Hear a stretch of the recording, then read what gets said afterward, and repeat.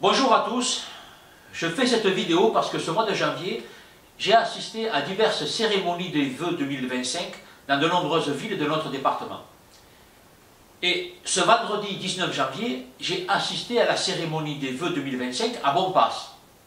Et je suis stupéfait, je n'ai pas d'autre mot, c'est ahurissant, unique, je n'ai pas vu ça dans aucune des villes du département. J'ai assisté à l'autosatisfaction du bilan de 5 ans de la municipalité de Bompas.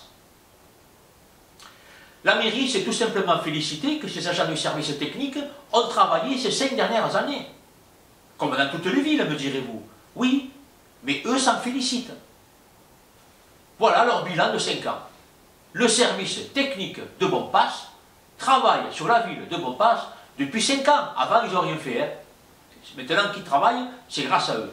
Et tous les jours, c'est formidable.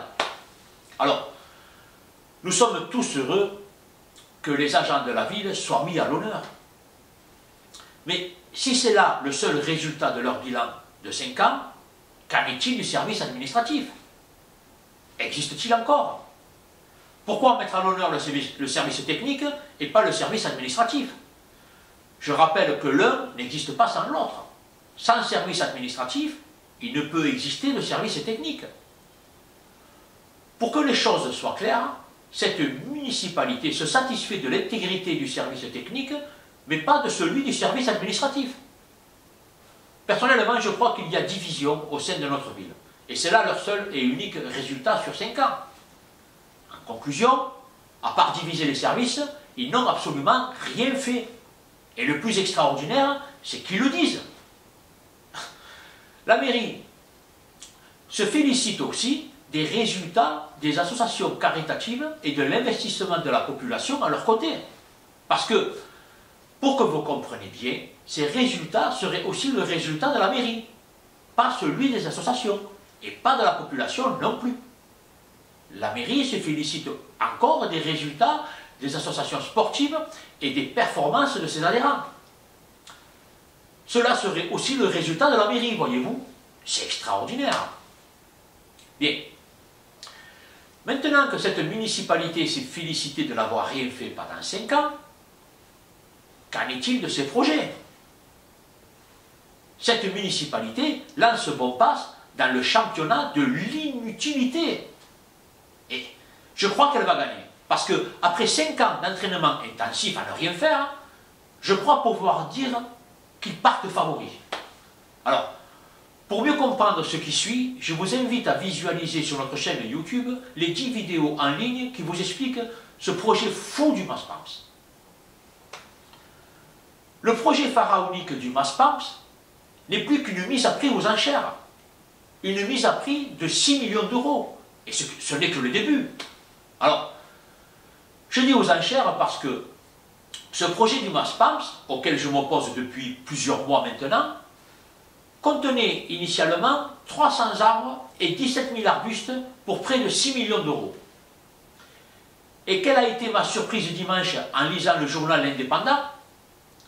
Madame le maire lance officiellement les enchères et propose non plus 300, mais 400 arbres et 17 000 arbustes.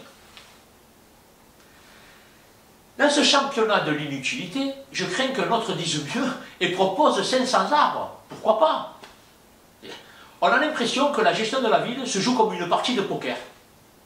Je mise 300 arbres, je relance à 400. Pourvu qu'il n'y en ait pas un qui bluffe, parce que si je crains 500 arbres demain, ça peut être 6, 8, 1000. 1000 arbres, pourquoi pas?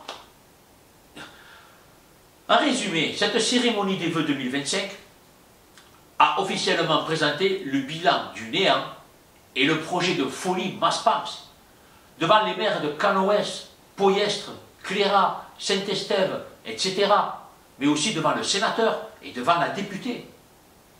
Mais quelle honte pour notre ville!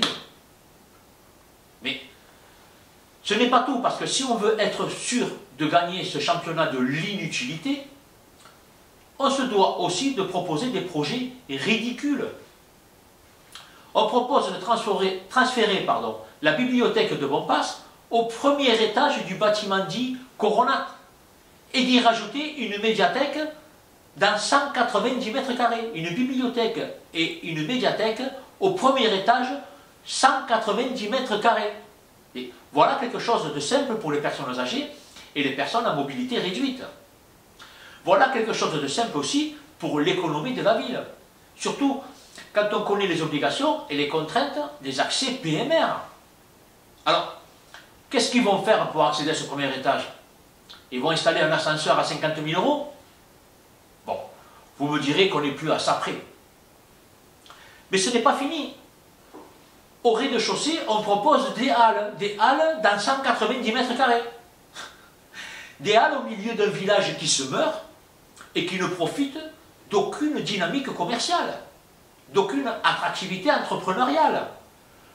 Un village occupé par des bâtiments vétustes et indisponibles, des logements vacants et insalubres, un cœur de village en ruine dans lequel on imagine des halles pour une surface ridicule de 190 mètres carrés.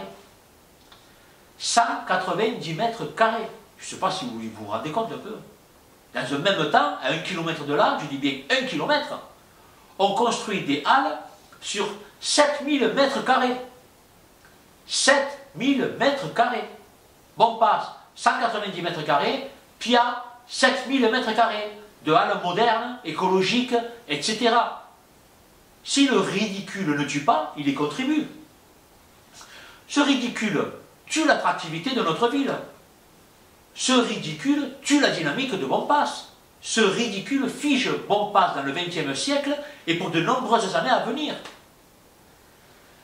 Bompas a un potentiel énorme, mais aucun homme ni aucune femme ne peut faire de Bompas la ville qui se doit sans les Bompassens. Les Bompassens ont leur responsabilité dans ce gâchis, comme ils auront leur responsabilité dans la réussite de la ville. Mais faut-il qu'ils le veuillent? Je suis vraiment triste de la passivité que font montre les Bompassens. Et j'espère qu'ils sauront se ressaisir et stopper cette folie à temps. Et c'est ce que je vous souhaite pour cette nouvelle année 2025. Force et courage.